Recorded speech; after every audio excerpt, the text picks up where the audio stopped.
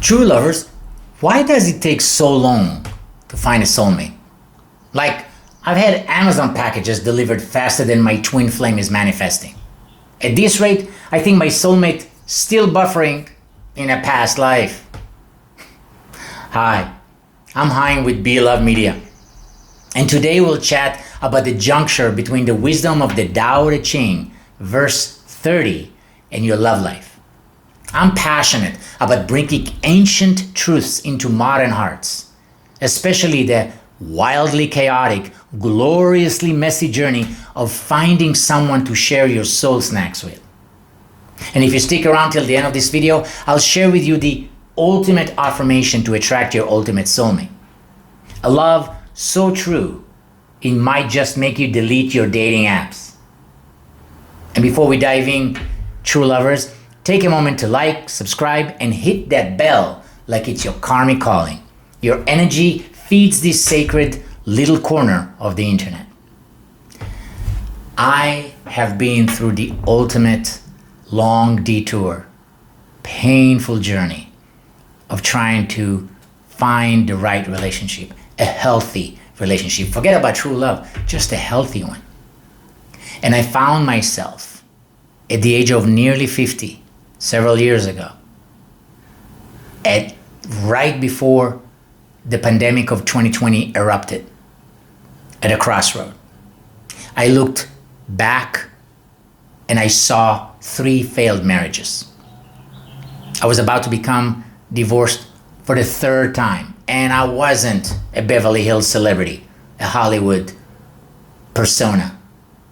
And yet, I made all the learning opportunities, and some would say mistakes, I could possibly have made.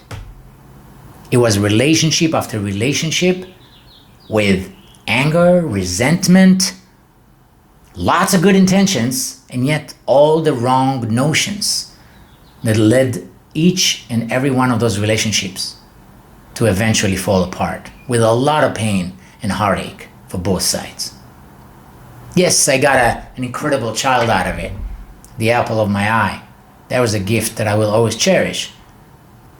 And I also got a lot of painful lessons about what red flags look like and what should you do with those red flags. And what do green flags look like? And how do you cherish them?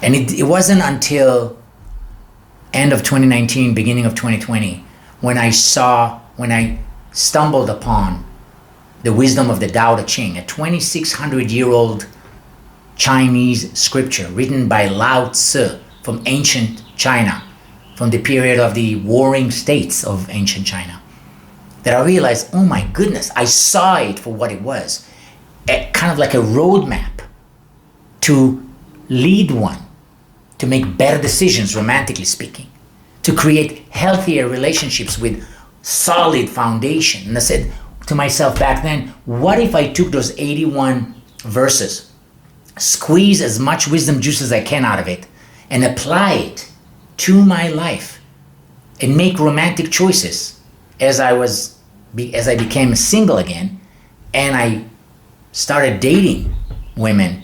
And I realized, what if I use those principles to guide me in each and every decision, both for finding a true partner, but also for how to navigate the potentially toxic, conflict-based divorce that I was going towards with somebody who I perceived as very difficult. How can I watch out for that trap and avoid that trap of poisoning my soul as I was looking for a healthy relationship, but poisoning it with potential conflicts with that past relationship, who was, there's no better way of saying it, was seeking revenge and could seduce me into the old past pattern of resentment and anger and frankly hate. I didn't want that. And so I went on a journey seeking to follow the principles I found in the 81 verses of the Tao Te Ching, and I want to share some of it with you, so maybe you can avoid some of those potholes that I fell into, and maybe experience less pain and suffering unlike what I had to go through. So, verse 30 of the Tao Te Ching, translated by Stephen Mitchell, open quote, "Whoever relies on the Tao in governing man doesn't try to force issues or defeat enemies by force of arms. For every force, there is a counterforce. Violence, even well-intentioned, always rebounds upon oneself. The master does his job and then stops. She understands that the universe is forever out of control and that trying to dominate events goes against the current of the Tao. Because he believes in himself, he doesn't try to convince others. Because she is content with herself, she doesn't need others' approval. Because he accepts himself, the whole world accepts him." Close quote. Now, what this teaches us about finding a romantic partner. Number one, he understands that the universe is forever out of control, says the verse. Choose someone who flows with life, not fights it. A good partner doesn't have to control everything, including you. If they can dance with the uncertainty of life, they'll probably waltz through love with grace too. Now, how does that look like? You know, we use a lot of big words with the Tao Te Ching. How does that look like in real life when you're trying to get to know new people? When you're trying to observe those red flags and notice those green flags to make better choices, who you should move on from and who you should embrace and try to build something with. So it could be any kind of example, such as that person loses an item, loses an object, doesn't get what they want at the restaurant. It takes forever to get their order from a restaurant as you go on your date with them. And they get upset, right? They don't flow with life. They fight it. They get angry. And it could be on a deeper level, somebody who doesn't judge you when you share your opinion, that accepts that other people have different opinions than their own, with grace. Number two, because he is content with himself, he doesn't need others' approval. Look for wholeness, not someone who treats you like a band-aid. A new partner should already be enough within themselves. You're not here to complete anyone, true lover. You're here to co-create a masterpiece. So for me, how that looked like is that early on in my journey, I needed constant validation from others, not just for whether they like me or not, but also for what should I do? Should I buy this shirt or that shirt? Should I write my letter this way or that way? Now, there's nothing wrong with seeking advice from people. And now you have stuff like ChatGPT that I did not have in the beginning of my journey. But it's okay to, Wayne Dyer said that we all have the anchor of the universe within us. So if I come for advice from you, it's almost like I'm not realizing that I can find that answer myself. Again, nothing wrong with asking for advice, but can I trust myself enough to know what's the right thing to do once I settled into it and thought a little bit and maybe did some journaling and maybe even gave you 3 days, as Kabbalah says, give yourself 3 days before every important decision, because what will settle into you is the insight that you're seeking. Those of you who are addicted to social media, as I used to be, when I met my beloved Rachel, now my wife and best friend, we both decided early on in our relationship to abandon social media. Now, I might be using it for business purposes, but one of the biggest problems about social media and being obsessed with it is the seeking validation constantly. Oh, how many likes did I get about the picture of the lunch I just had? How many birthday wishes did I get on my birthday? Now, we all want to be celebrated, but how critical it is for us to feel good that day, or how sad would we be if we don't get the response we wanted? Just a few days ago, I reached out to my family in Israel, and I wanted to know that they're okay. You know, there's a lot of stuff going on right now in the Middle East. And it took several days before I got a response. Now, I could have panicked. I could have freaked out. I could have sent 3, 4, 5 more messages. Say, is everything okay? I'm not hearing from you. Is everything okay? But I didn't. Maybe 5 years ago, 10 years ago, maybe I would. But now I didn't. I trusted. I waited several days. I sent one more calm, centered message. Hope everything is well. Looking forward to hearing from you. And sure enough, 24 hours later, they reached out to me and we had a wonderful conversation. But it's that calmness, that centeredness that one can muster. Number 3, violence, even well-intentioned, always rebounds upon oneself. Find someone who resolves conflict with peace, not power plays.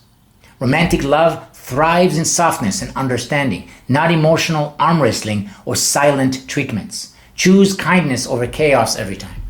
You know, as I was working on myself, 2020, 2021, and as I created a list, a checklist for my future partner, I think initially there was like 20, 30 items, if not more on it, what kind of person I was looking for.